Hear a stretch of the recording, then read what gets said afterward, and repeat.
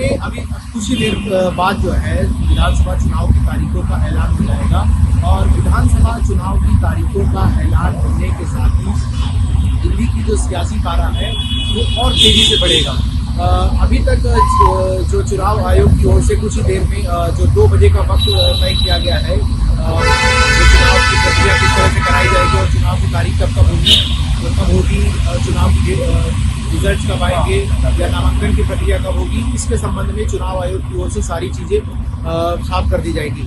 चुनाव आयोग की ओर से नामांकन प्रक्रिया, मतदान का दिन तय करने के साथ ही इससे पहले जैसे ही चुनाव आयोग की तारीख बताई जाएगी उसी दौरान ही आदर्श आचार संहिता भी लागू हो जाएगी।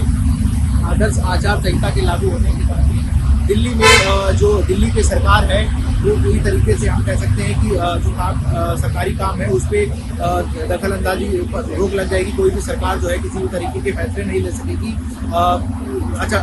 आदर्श आचार संहिता के लगने के बाद। एक सबसे महत्वपूर्ण जानकारी ये है कि चुनाव की जो तारीख है वो फर्स्ट वीक में चुनाव हो सकते हैं। दिल्ली के विधानसभा चुनाव जो है वो फर्स्ट वीक में हो सकते हैं और सेकेंड वीक के आसपास ही दिल्ली के विधानसभा चुनाव का रिजल्ट भी आ सकता है। तो दिल्ली में करीब विधानसभा चुनाव में जो कल मतदाता सूची आई थी उसमें 1.5 करोड़ मतदाता जो है वो विधानसभा चुनाव में हिस्सा लेंगे।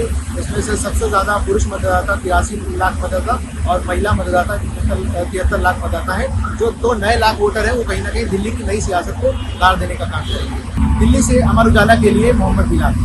अमर उजाला जीवांजलि के सारथी की मदद लें और महाकुंभ में स्नान जरूर करें।